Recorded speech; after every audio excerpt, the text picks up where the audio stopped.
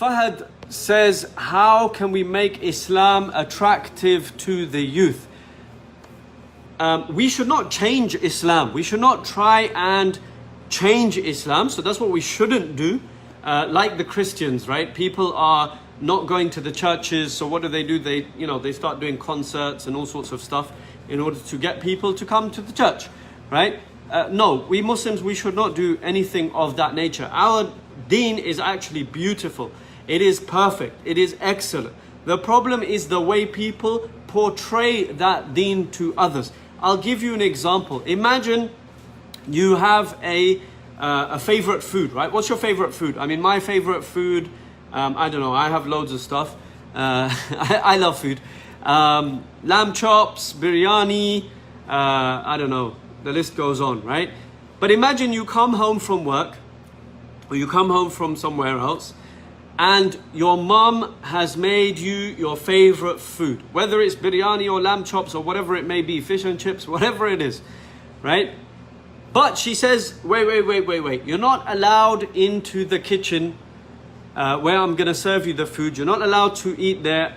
You have to wait a few minutes. So you sit down in the front room, in the living room, you sit down and you can smell the food and you can smell this beautiful scent, right, of your favorite food. So you're sitting there, you're trying to, your stomach's rumbling, you're really hungry, you can smell this food, you can't wait.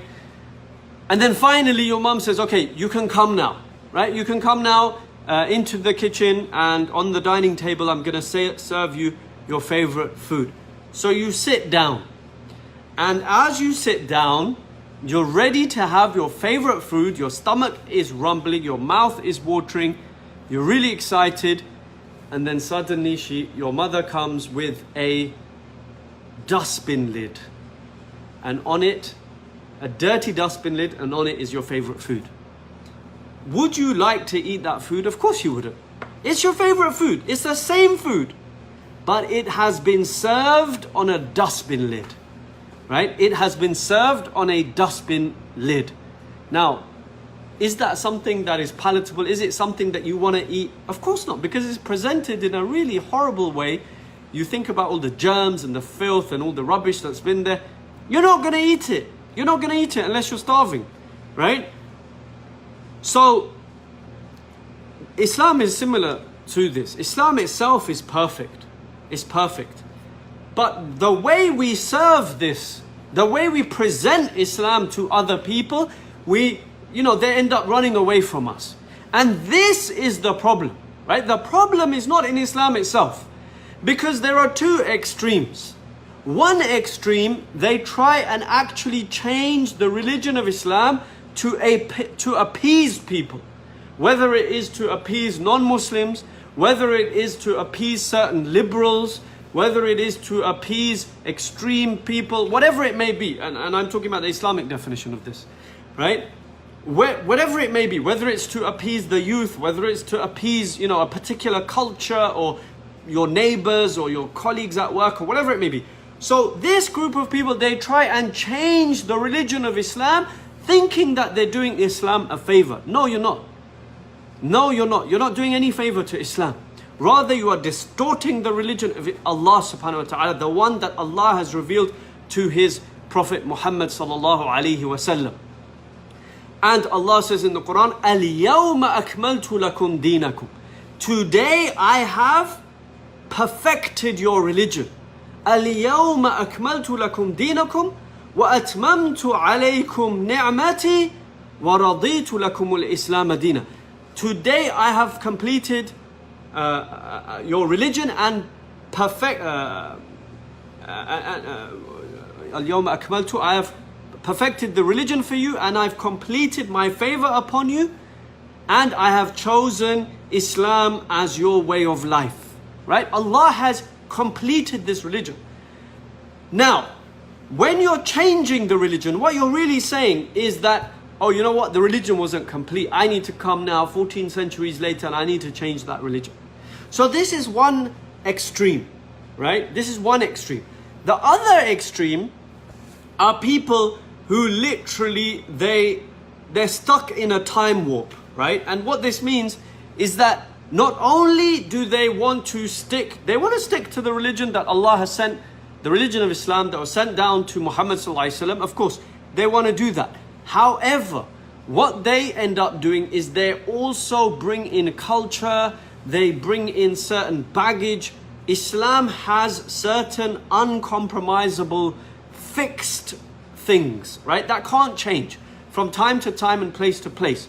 Whether that be from our belief system, whether it be from fiqh, from jurisprudence, and the like, whether it be from the usul, whether it be from how to validate hadiths or and things like that. The tafsir of the Quran. There are certain things that are not going to change. They're not going to change, right? The scholars for centuries they've been talking about this. Coming 1400 years later after the Prophet ﷺ, you're not going to understand something better than the scholars of the old. However, so they want to do that. That's fine, but they also want to, they don't have room for urf, all right? Things like custom, which Islam allows for. Wa'mur bil urf, right? Command them with the urf, with the custom of the people, right? So for example, there are going to be certain new methods. So when the printing press came along, a number of people, many of them scholars, they did not want books to be published, and they had valid reasons for that. They said that, once books start getting published en masse, then you will get a weaker level of scholarship. Rather, people should scribe the books like they used to do in the old. So there were some people that were resistant to change, and then eventually, of course, nowadays everything is published, right? And in the same way, you have certain media today, right? We're using two of them now, Facebook here, YouTube over there, right? There are certain media, and there are going to be people who are resistant to this type of change. No, the Prophet ﷺ used methods to deliver the message. He would speak to people in sometimes their own dialect. Sometimes he would speak in a particular way. When he spoke to children, he spoke in a particular way. He didn't speak the same as he spoke to the adults, for example, right? Another example is the Prophet ﷺ used illustrations. So for example, one day he drew, or not just once, but he drew a line in the sand, right? He drew a line in the sand and he said, this is a straight path. Then he drew two lines on the right and the left, and these are the false paths that at the head of each is the shaitan, right? Or is a shaitan calling to his way. So the Prophet ﷺ is using these what are the words? Illustrations, if you like, in the sand. So he's using these methods to give da'wah, to explain things, and for that we must be open, as long as obviously the methods do not contradict Islam, they do not contradict Sharia, then we should be open to that. Likewise using television, using whatever means, different types of media, different types of methods. As for children, how do we make, coming back to your question, we need to make sure that they are in the masjid. Look, if the back row is not filled with children, right? Even if they're laughing in their prayer, of course we teach them and encourage them not to, right? Of course that is the case. But even if they're laughing or crying or whatever in the prayer, right? Don't. If you have a problem that, oh my God, I can't concentrate because the kids, the kids are they're messing around in the masjid, that's a problem with your concentration, right? You need to start to learn to focus more in your salah. Those kids, if they do not play in the masjid is going to be a place where they don't want to go to, right? The Prophet ﷺ had his own grandsons, Al-Hasan and Al-Hussein radiallahu anhuma, who were playing with the Prophet ﷺ while he's in prayer. They would climb on the Prophet ﷺ while he's on prayer, in the prayer. Likewise, the Prophet ﷺ, when he's leading the prayer, there would be children crying in the prayer. So the Prophet ﷺ, like babies, they'd be crying in the prayer. So the Prophet ﷺ would shorten the prayer. So he intended to make it longer. He shortened that prayer because he didn't want that woman to be thinking, or the mother of that child to be, worried about her child. Right? This is the Messenger of Allah ﷺ. This is true Islam. Not your Islam where you ban children, from the masjid, where you start shouting at the children. It happened to me when I was a youth. You go in the masjid and somebody's got something or other to criticize you and insult you and shout at you. You go in the masjid, and I used to dislike going to the masjid because these old, uncles, and by all means, they had the right intention and they wanted good for us and all of that. But at that time, we did not understand that. We were kids, right? We didn't like going to the masjid because of these uncles, even though they wanted good for us. I have no doubt about that, right? But when you're sitting there shouting at the kids in the masjid, this is bad. This is really bad. And, so let's encourage the children, right? Let's not, and another thing that is important is that we do not make something that Allah has made halal haram, and we do not make anything that Allah has made haram halal. So it works both ways, right? Some people, they want to try and be so strict that those things which Allah has made allowed, they say is haram, right?